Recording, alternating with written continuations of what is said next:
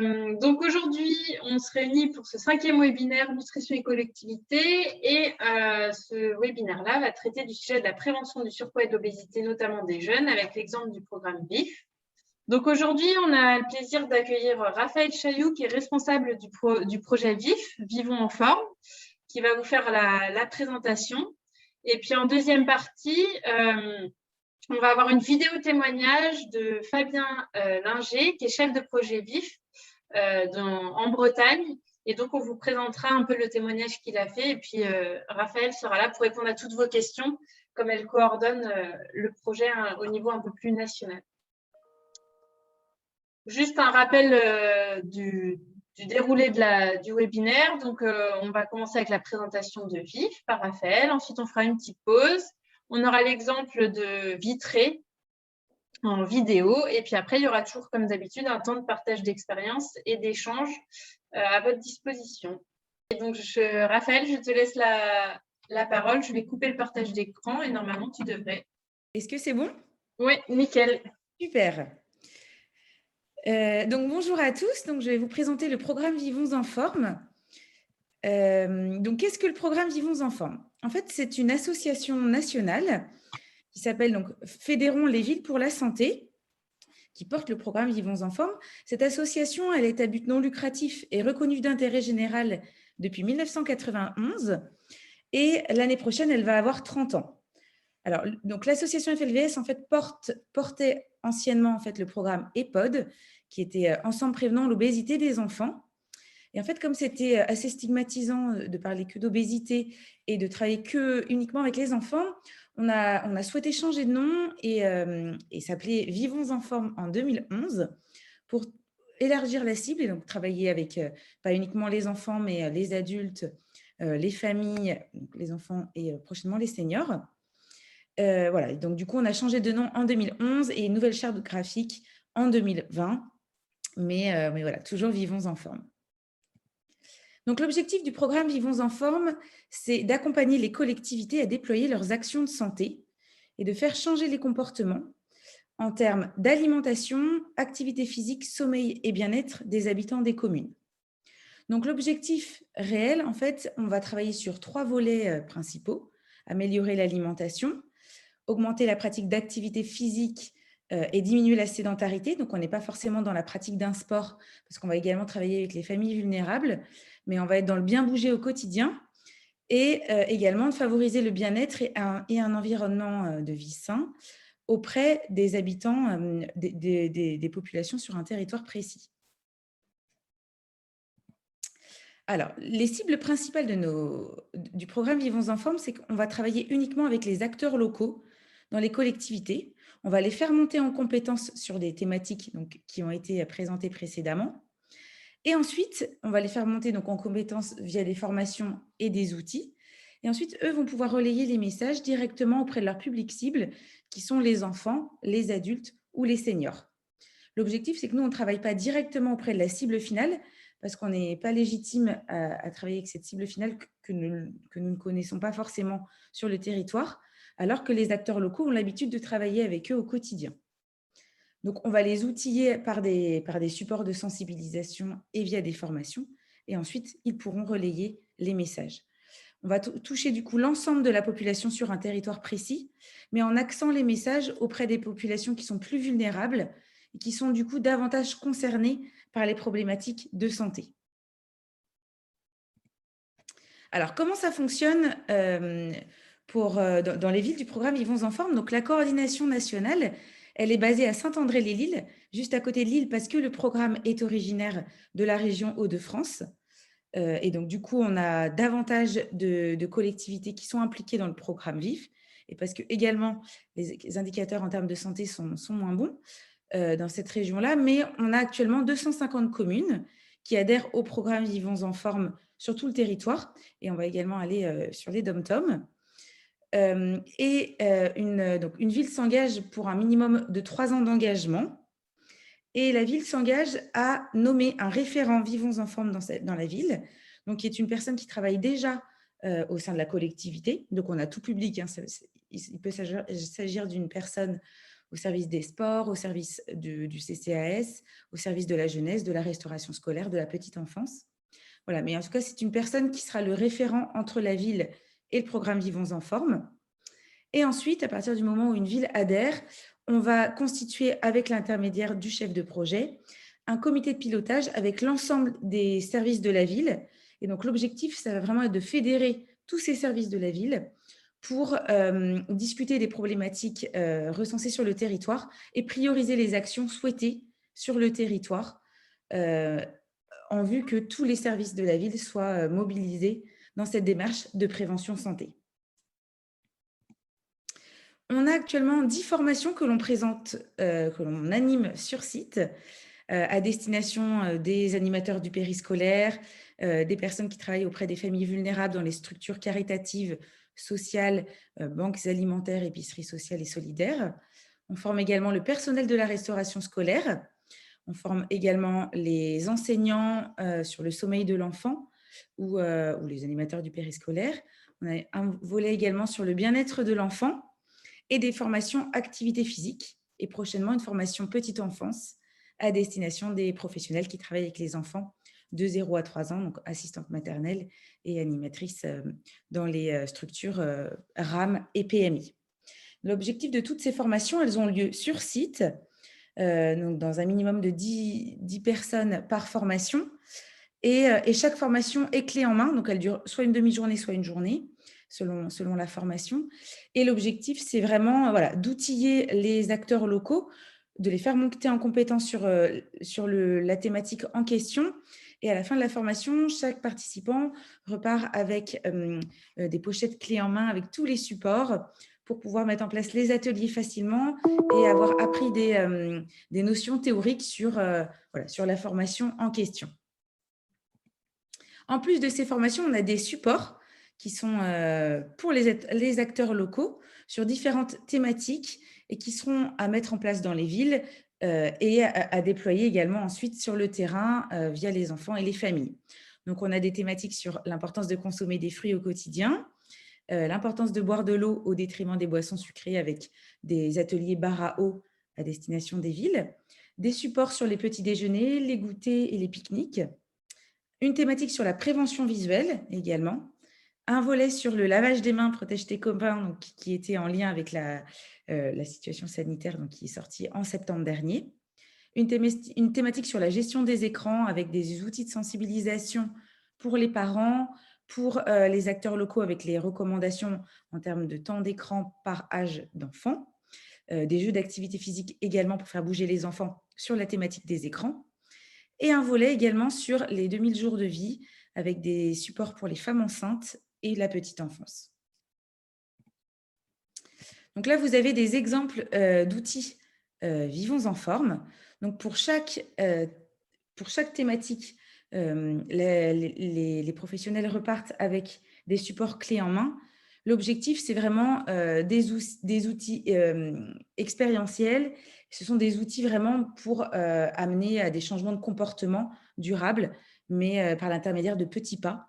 Donc, ce sont des outils ludiques et expérientiels. Donc, comment on fonctionne? En fait, on se base, nous, sur le marketing social. Donc, chaque thématique se base sur le marketing social. Donc, par exemple, pour la thématique et la formation sur le sommeil de l'enfant, ça a été une demande du terrain de travailler sur le sommeil parce que les enseignants et les animateurs avaient des remontées comme quoi les enfants, il pouvait y avoir de la somnolence ou de l'agressivité à certains moments, etc.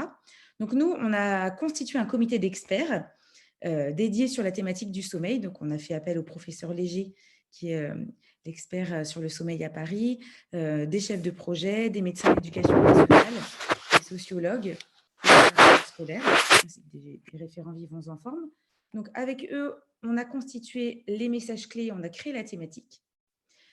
On a co-construit du coup tous les messages importants et les supports qui étaient importants. Ensuite, on a testé sur le terrain, donc dans 2 à 3 villes du programme Vivons en forme, les outils et la formation, parce que l'objectif, c'est vraiment d'adapter au maximum les supports et les outils sur le terrain pour que ça corresponde au mieux aux attentes du terrain. Ensuite, on a changé d'échelle, donc les acteurs locaux ont formé nous avons formé les acteurs locaux sur la thématique et eux, ensuite, ont mis en place les ateliers auprès des enfants et des parents. Et ensuite, nous, on a évalué la thématique. Et donc, pour chaque thématique, on se base sur cette méthodologie-là. Et pour chaque thématique, on constitue un comité d'experts dédié sur le sujet. Voilà, donc là, vous avez un petit peu un exemple en fait de méthodologie sur laquelle on se base. C'est qu'on se base sur les expériences émotionnelles comme levier d'évolution des comportements et sur le processus du nudge, donc c'est-à-dire des petits pas. Par exemple, le réaménagement des cours d'école pour faire bouger les enfants. Voilà, différents moyens d'obtenir des changements de comportement durables et par petits pas. Donc, le programme Vivons en forme est un programme de santé efficace que l'on évalue. Donc, on a 2 publications scientifiques qui sont sorties en septembre dernier qui ont attesté de l'efficacité du programme parce qu'on a constaté une baisse de la prévalence du surpoids chez les enfants qui était significative. Et là, on sort une nouvelle publication cette année sur la faisabilité et la reproductibilité du changement de comportement chez les enfants. Et tous les ans, on crée de nouvelles thématiques pour répondre aux besoins des villes. Et d'ici 2024, l'objectif, ça va être de travailler sur l'activité physique, faire bouger vraiment les villes dans une démarche vraiment de collectif d'acteurs engagés pour une France en forme et davantage faire bouger les villes et les familles. Donc, le fonctionnement du programme Vivons en forme, on est la coordination nationale, on est basé donc à Saint-André-les-Lilles, on est une dizaine de personnes. Mais après, on a un conseil d'administration constitué de personnes qui travaillent au niveau du service du ministère des Sports, des médecins et également des sociologues qui nous aident à constituer en fait à constituer nos messages et à nous aider dans les thématiques. Et enfin, on est basé sur un partenariat public-privé notre premier partenaire, ce sont les villes qui, du coup, s'engagent dans le programme. Mais on a également des partenaires privés donc, qui n'ont aucune ingérence sur les outils, qui signent une charte éthique entre le programme et la ville, mais qui nous permettent de financer donc toutes les formations, les déplacements dans les villes, les formations qui ont lieu sur site et les outils qui sont distribués dans les villes à volonté. Parce qu'il faut savoir que donc une ville de moins de 25 000 habitants, c'est 3 000 € l'année pendant 3 ans d'engagement. Et donc, ça constitue en fait, ensuite, nous, on se déplace sur place. Tous les outils sont à volonté. Les formations également sont mises en place dans les villes. Et ensuite, pour une ville entre 25 000 et 100 000 habitants, c'est 6 000 € l'année pendant 3 ans. Et donc, le coût est vraiment minime par rapport à ce que coûte réellement le programme.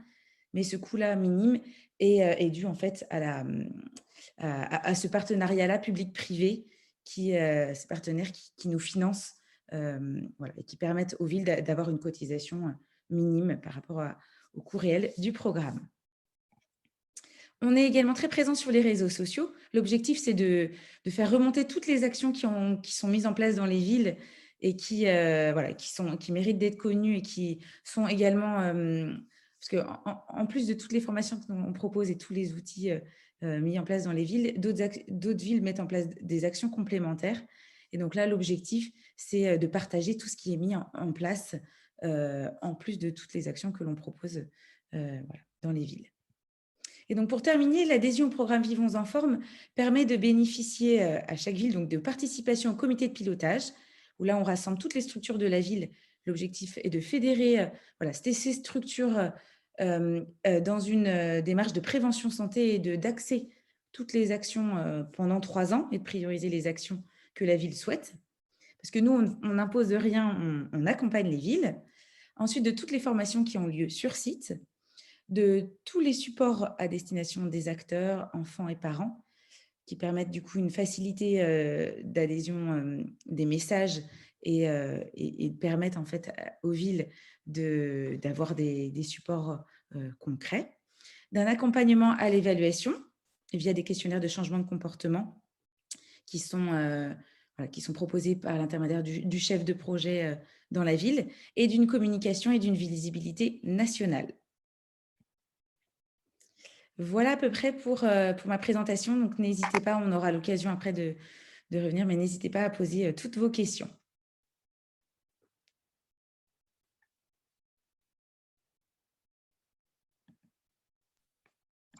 Merci. Désolée, le temps de réactiver mon micro.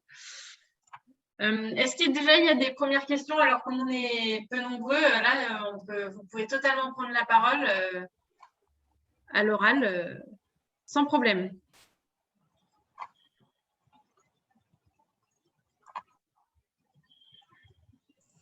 Oui, moi j'ai une question, Camille Guacolou, du coup la coordinatrice de la CPTS. Du coup, pour monter un dossier pour faire ce programme, comment ça se passe concrètement? Alors, bonjour.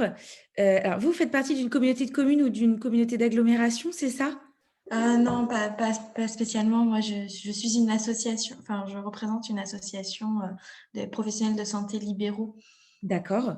Alors, en fait, à partir du moment où le programme VIVE vous intéresse ou intéresse la ville, en fait, nous, on présente le programme auprès d'un élu ou d'un service santé dans une ville. Et ensuite, la ville, donc c'est soit une ville qui adhère, soit une communauté de communes, une communauté d'agglomération, en fait, signe une convention d'adhésion pour 3 ans d'engagement. Et donc, du coup, souvent, avant, soit on vient présenter, nous, le programme Vivons en forme, soit auprès des élus ou du service santé de la ville ou via une personne qui est intéressée. Et ensuite, on transmet une convention d'adhésion. Je ne sais pas si j'ai répondu à votre question spécifiquement. Si, merci. Et donc après, vous accompagnez la ville à ce programme pendant 3 ans, du coup. Voilà. Ensuite, à partir du moment où on reçoit la convention d'adhésion signée, donc la ville nous met en relation avec un référent Vivons en forme. Donc, c'est une personne dans la ville qui sera notre interlocuteur entre le programme, la ville ou la communauté de communes. Nous, on rencontre cette personne. Et ensuite, avec l'intermédiaire de cette personne, on organise un comité de pilotage avec les directeurs, les différents services de la ville. On fait passer également un audit pour recenser un petit peu toutes les actions, toutes les structures de la ville qui vont pouvoir nous aider dans la priorisation des actions pendant 3 ans. Et pendant le comité de pilotage, on va présenter toutes les formations qui sont à destination de la ville, à disposition de la ville avec tous les supports. Et on va prioriser au moins sur la première année. Et après, on fera un plan sur les 3 ans des actions qui souhaitent être mises en place dans la ville ou dans la communauté de communes.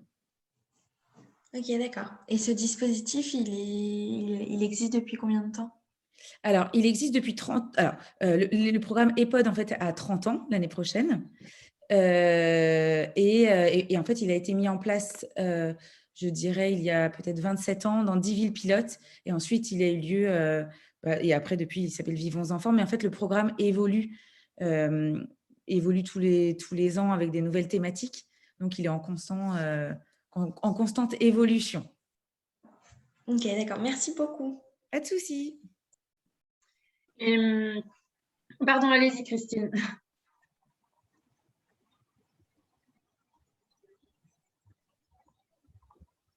Non, je n'ai pas levé la main. Ah, pardon, j'ai cru que vous vouliez intervenir.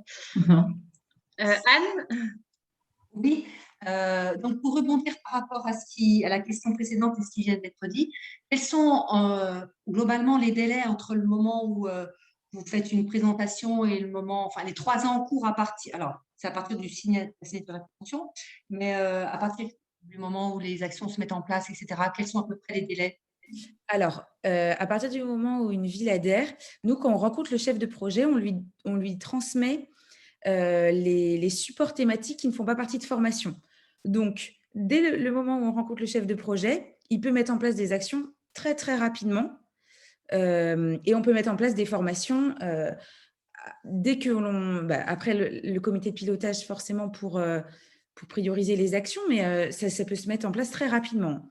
Ça dépend en fait du souhait de la ville, de la mise en place des projets. Mais dès le mois après le comité de pilotage, on met en place des actions dans les villes qui le souhaitent. Mais justement, à partir de avant le comité, enfin, ça peut prendre combien de temps entre le moment, à partir du moment où la commune a pris la décision de s'engager, il faut d'abord réunir un comité de pilotage, faire passer un audit. Enfin, Ça peut mettre un mois à peu près. Ça d'accord, dépend. Oui, parce que là, globalement, là, les villes qui ont adhéré récemment, ça s'est fait très rapidement. d'accord. Et sur la région, là, il y a des Pays de la Loire, il y a des villes qui sont partenaires, enfin, Alors, qui sont en projet. non, on n'a pas du tout de ville. Non, en fait, on a la ville de Vitré. Donc, vous allez voir un petit peu après l'intervention du chef de projet donc, de la ville de Vitré. Mais non, on n'est pas du tout présent en Pays de la Loire. Et nous, l'objectif, c'est voilà, d'étendre notre réseau des villes et d'être présent un petit peu partout en France. Donc, voilà. Et en fait, on se fait connaître par l'intermédiaire de webinaires et également par le bouche à oreille des villes Vivons en Forme aux alentours. Et c'est pour ça que c'est plus difficile pour nous de s'implanter dans des régions où on n'est pas présent. Donc, je remercie encore Aurélie et Floriane pour l'intervention, pour ce webinaire. Moi, j'avais déjà entendu parler de vous par l'intermédiaire de la FFAS. Oui, tout à fait. Il y avait une intervention, une présentation qui avait été très intéressante. C'est vrai qu'il m'avait mis l'eau à la bouche. Une présentation sur un programme, par exemple, comme OptiCourse ou quelque chose comme ça? Non, c'était vif globalement. Je crois que ça avait été très court, mais justement, ça donnait envie d'en savoir plus. Oui, on a mené beaucoup de projets avec le Fonds français pour l'alimentation et la santé. Hein. Voilà. Et effectivement, nous, on trouvait ça intéressant, notamment pour la prévention de l'obésité pédiatrique. Enfin, il n'y a pas que ça dans le programme, mais dans l'accompagnement des collectivités, on trouvait ça intéressant que ça soit un peu plus connu dans la région, parce que comme il n'y avait pas encore de ville, on s'est dit que peut-être certaines seraient intéressées.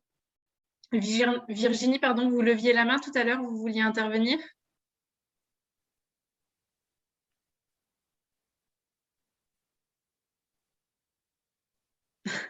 Peut-être pas. Oui, Anne? Oui, moi je vais bien reprendre juste une petite remarque, c'est que justement, comme il y a quand même pas mal de créations de CPTS sur la région Pays de Loire, et c'est vrai que très souvent, c'est quand même un petit peu toujours les mêmes types de prévention, de thèmes de prévention qui reviennent. Dans ce que vous proposez, il y a effectivement déjà beaucoup de thèmes qui reprennent un petit peu nos priorités. Donc, c'est vrai que s'il y a déjà des outils, s'il y a déjà plein de choses qui sont faites, ça peut vraiment être intéressant de s'interroger sur l'apport que vous pouvez et l'accompagnement que vous pouvez générer, quoi. Et on est pas mal en lien avec les CPTS aussi, et même Camille. Peut-être que l'idée, c'est, enfin, il peut peut-être y avoir des liens à faire pour que les actions, elles soient à la fois prises en compte dans les actions de la CPTS et dans un CLS, par exemple. Enfin, voilà, l'idée, c'est de aussi faire du lien sur les territoires entre les différents dispositifs qui existent. Parce que c'est vrai qu'il y a beaucoup de dispositifs, mais en fait, toutes les actions peuvent participer à un moment ou à un autre à un des dispositifs ou plusieurs. Et je rebondis sur la question, il y a une petite question qui a été posée. Est-ce qu'une commune peut avoir le soutien de l'ARS pour avoir un soutien financier de ce programme? Alors, chaque ville, après, se renseigne en fait sur le financement en fait, de l'adhésion du programme. Nous, on a différents types de profils. On a des villes où c'est un service entier, par exemple le service des sports ou le service de la jeunesse qui va payer les 3 000 €, par exemple, pour une ville en dessous de 25 000 habitants. Soit parfois, c'est 3 services qui vont se séparer la cotisation. Donc, 1 000 € par exemple pour le CCAS, 1 000 € pour le service des sports et 1 000 € pour le service de la jeunesse. Et parfois, il y a certaines villes qui demandent des soutiens financiers. Je sais qu'on en a une ou deux par l'ARS, mais après, c'est à la ville de voir comment elle souhaite financer. Et il y a également beaucoup de villes qui passent la cotisation du programme par le contrat local de santé pour que ce soit le CCAS et le contrat local de santé qui permettent de financer la cotisation du programme. Oui, j'allais compléter parce qu'effectivement, en Pays de la Loire, alors l'ARS ne semble pas, surtout en période de crise sanitaire, là, vouloir financer de ce genre de programme. Et les CLS, on se disait que ça pouvait être un levier, effectivement, comme il y a des enveloppes déjà débloquées via l'ARS. Après, en Pays de la Loire, en tout cas, l'ARS n'avait pas l'air d'être favorable à financer au cas par cas des collectivités, malheureusement. Mais via les CLS, je pense que ça peut être intégré dans ces projets-là. Tout à fait. Est-ce qu'il y a d'autres questions?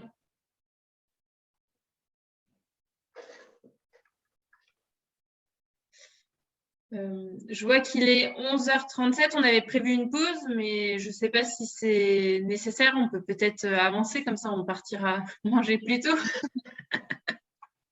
Sauf si certains ont besoin d'une pause, vous nous dites. Hein. Non, non, tout à fait d'accord. Alors, je vais vous... Est-ce qu'on pourrait avoir le PowerPoint? Oui. Raphaël, tu pourras nous l'envoyer, puis de toute façon, on mettra tout en ligne sur notre site internet avec la vidéo, le PowerPoint, etc. Bien sûr, je vous l'envoie juste après. Alors, il faut que je repartage mon écran avec le son.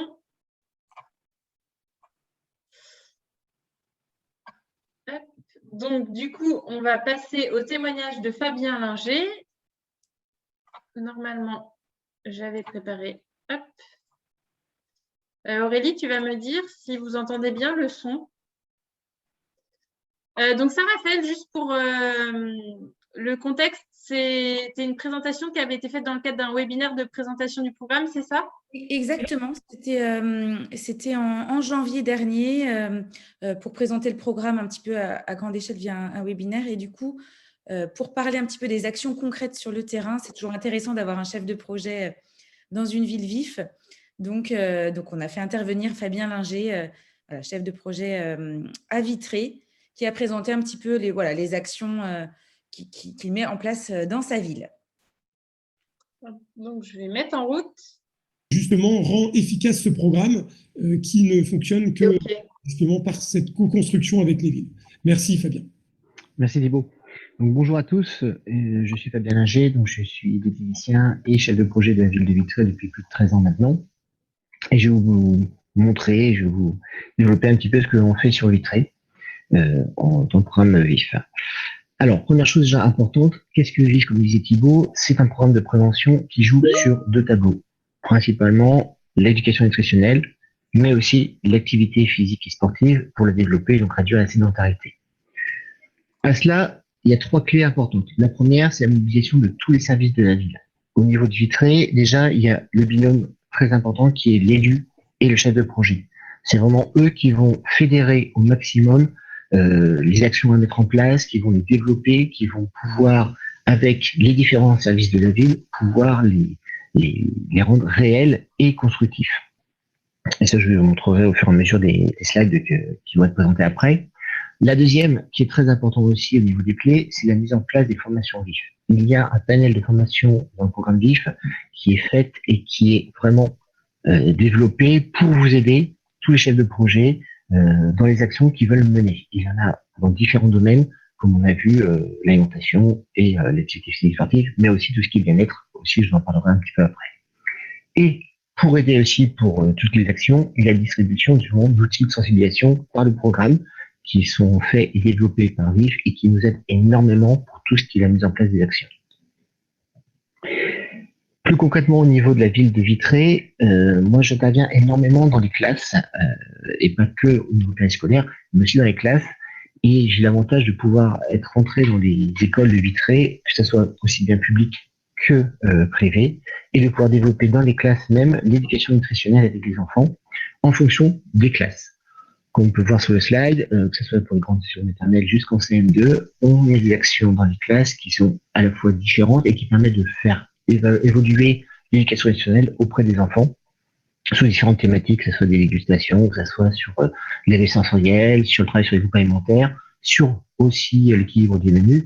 Mais on a une spécificité sur Vitré. J'ai beaucoup développé avec différents stagiaires, avec les élus, des jeux adaptés sur l'alimentation, que ce soit des jeux de pièces qu'on peut voir sur la droite ou des triviales poursuites alimentaires qu'on peut voir sur la gauche. Pendant aussi les formations, les formations des actions dans les écoles, on travaille aussi bien sur les goûters que les petits déjeuners. Et chaque année, en fait, on fait dans chaque école de Vitré soit un goûter, soit un petit déjeuner qu'on met sur place, équilibré bien sûr, pour à la fois montrer aux enfants comment bien manger, toujours avec l'éducation nutritionnelle, et aussi aux parents que l'on fait venir en fait sur place aussi pour prendre le petit déjeuner avec nous, pour le but et non pas de montrer l'idéal, mais de pouvoir améliorer pour améliorer l'équilibre alimentaire en fait lors du petit-déj ou du goûter. On a mis en place aussi des ateliers cuisine. Alors ça, c'est quelque chose qui m'a tenu vraiment beaucoup à cœur, puisque en fait, avec les classes de grande section maternelle, on avait trouvé un lieu pour pouvoir faire des ateliers cuisine avec la fabrication préparation de plats intégrant automatiquement des légumes et des desserts en fait avec des fruits. Et au fur et à mesure qu'on mettait les ateliers en place, et on faisait en fait au niveau d'une résidence de personnes âgées, les personnes âgées se sont intéressées de plus en plus justement à ce qu'on faisait et ont même proposé de venir avec les enfants, travailler avec eux en tant que chef de table, en tant qu'aide. Et ça a développé le lien intergénérationnel entre les enfants et les personnes âgées. Et ça, c'est quelque chose qui est vraiment primordial et que je trouve est vraiment intéressant à mettre en place.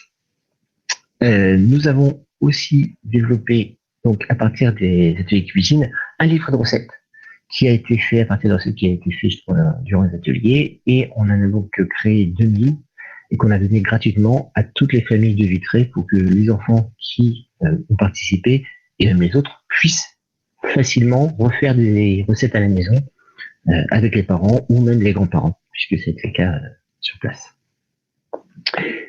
Comme je disais aussi, on travaille sur l'activité physique. Alors là, en fait, c'est vraiment le lien que je disais par rapport aux différents services.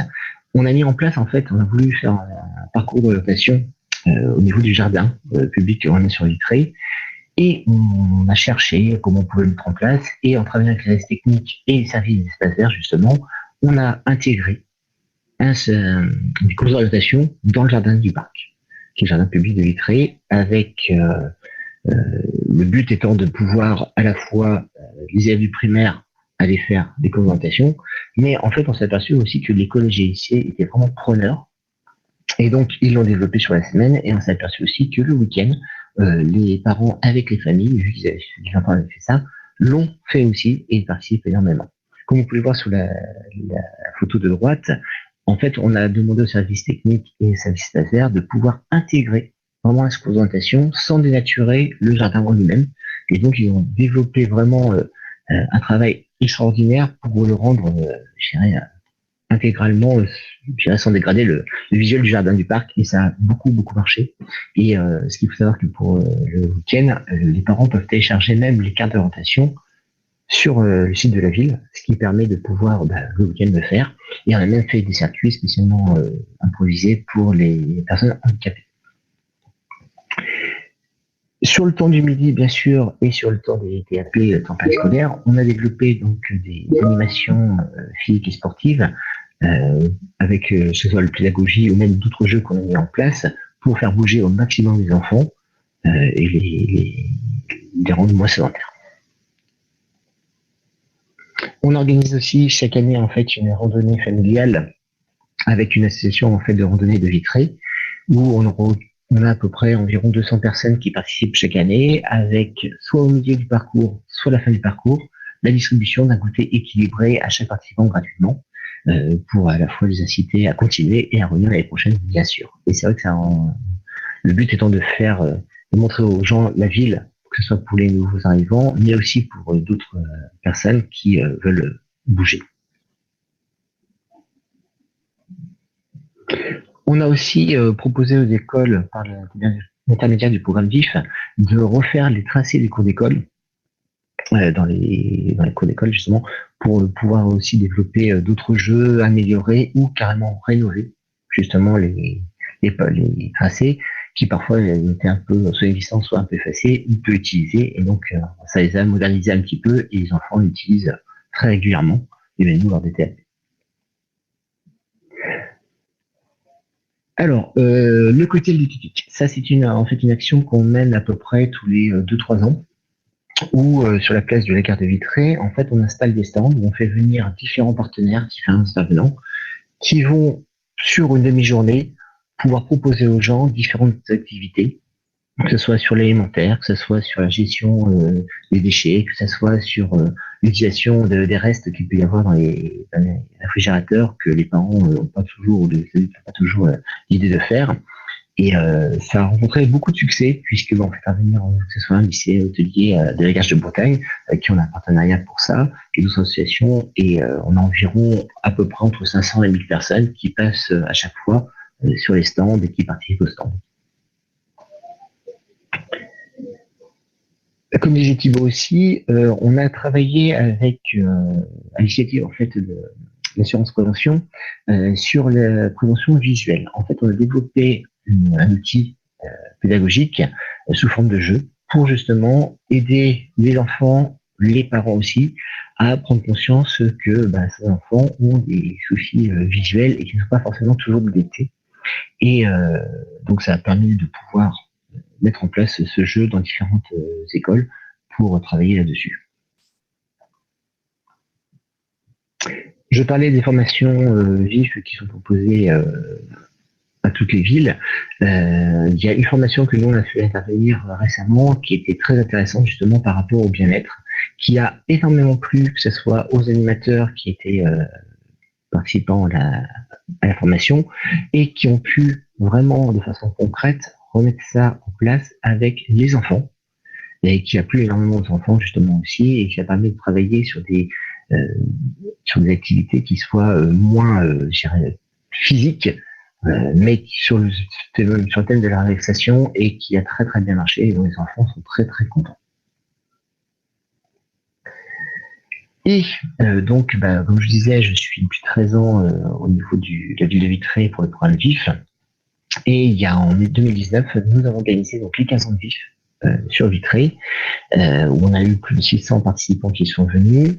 Alors, le but en fait était vraiment de pouvoir offrir à la ville tout ce que pouvait faire VIF et organiser une journée qui soit à la fois familiale, liée sur l'alimentation, liée sur le sport. Et donc, on a eu différents intervenants en fait à cela, que ce soit sur l'alimentation, mais aussi sur le côté sportif, comme vous pouvez voir en fait sur les photos. Et le but est d'en faire bouger aussi bien les enfants et les parents. Et on a fait surtout participer en fait le programme Diagnoform, qui a permis à chaque personne, enfant ou adulte, de pouvoir justement de se mesurer entre guillemets son niveau sportif, et dans le but bien sûr de pouvoir le faire évoluer et l'améliorer.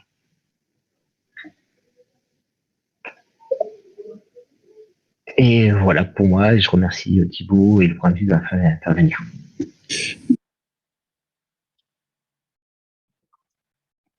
Donc voilà, ça vous donne une idée d'actions qui peuvent être mises en place.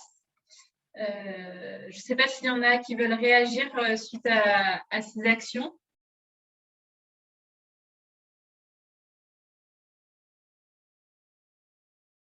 J'avais une question sur le rôle du chef de projet. En fait, c'est quelqu'un qui est dédié. Combien de temps il y passe à peu près pour organiser tout ça? C'est un temps plein? Ou quel profil c'est? C'est des professionnels qui sont déjà salariés de la collectivité? C'est un recrutement en plus? Enfin, voilà, comment ce chef de projet est recruté et un peu le profil du chef de projet? Alors, pour le chef de projet, en fait, on a tout profil, mais en général, c'est quelqu'un qui travaille déjà au sein de la mairie. Ce qui est le plus pertinent, c'est que ce soit une personne qui travaille soit au service santé, s'il y a un service santé, soit au service CCAS, donc structure caritative et sociale, ou service jeunesse, restauration scolaire, ou service des sports, on va dire. Après, il peut y avoir aussi également petite enfance. C'est une personne qui, en fait, au plus elle a de temps, au mieux c'est, mais il n'y a pas de... en fait, on n'a pas de temps dédié spécifiquement. C'est selon l'implication de la ville, et notamment, par exemple, même pour les agglomérations. Pour les agglomérations, on va demander un chef de projet au sein de l'agglomération et une personne référente dans les villes. Mais après, voilà, c'est vraiment... au plus elles ont de temps, au mieux c'est. Mais l'objectif, c'est qu'elles puissent après nous mettre facilement en relation avec les structures de la ville et nous faire remonter un petit peu leurs besoins, leurs souhaits et que l'on puisse mettre en place des actions et des formations. L'objectif, c'est vraiment, nous, on va accompagner les villes et elles vont disposer. Donc, plus elles veulent être accompagnées et plus elles ont de demandes, bah, plus nous, on sera présents. Mais après, si elles ont… Voilà, c'est vraiment, c'est vraiment du cas par cas et nous, on est juste à la disposition de la ville. Ça marche. Et, alors, je ne sais pas s'il y a d'autres questions. Pas de questions pour le moment. J'en avais une autre, du coup. Tout à l'heure, tu parlais d'un questionnaire sur le changement de comportement. C'est souvent une question qu'on a des collectivités. Comment évaluer mes actions? Enfin, voilà. Donc, est-ce que vous avez vous avez développé ce questionnaire-là spécifiquement, mais est-ce que vous avez des outils spécifiques pour évaluer les actions? Parce que c'est souvent des questions qui nous sont remontées des collectivités qui disent « je mets en place des actions, mais je ne sais pas trop comment les évaluer ». Alors, en fait, on a une de mes collègues qui est spécifiquement en charge de l'évaluation du programme Vivons en forme. Donc, elle travaille avec l'Université de Lille 2 également. Et donc, elle a créé, donc, ça a duré 2 ou 3 ans, des questionnaires de changement de comportement qui sont validés scientifiquement. Donc là, qui sont à disposition des villes. Et là, elle va mettre en place une grosse évaluation dans toutes les villes du programme à partir de la rentrée, via justement des questionnaires également validés. Et via un logiciel, et comme ça permettra en fait d'avoir voilà, des chiffres pour les villes, mais également des chiffres au global et même au niveau national.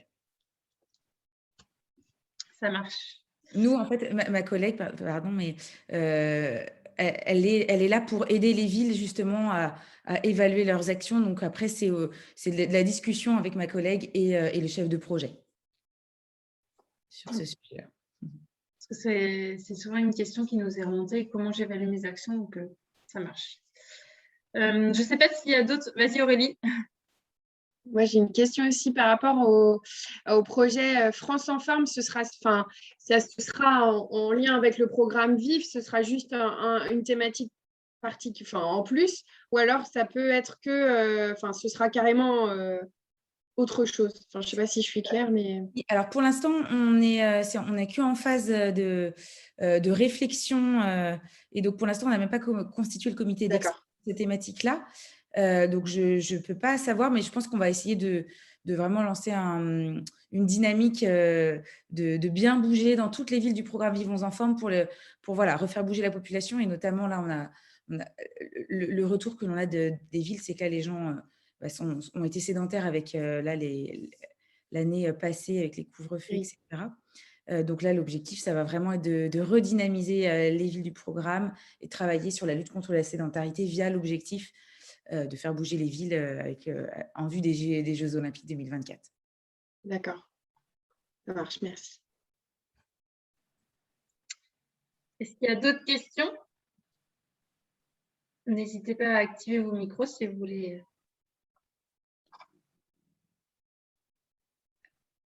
N'hésitez pas, en tout cas, je vais envoyer la présentation, mais il y aura mon adresse mail aussi. Donc, si vous avez d'autres questions complémentaires, voilà. Et après, moi, je suis à la disposition des villes pour venir présenter le programme, alors soit par visio dans un premier temps, ou venir présenter après directement le programme aux équipes municipales ou à des référents. Il n'y a vraiment pas de souci, je suis à votre disposition.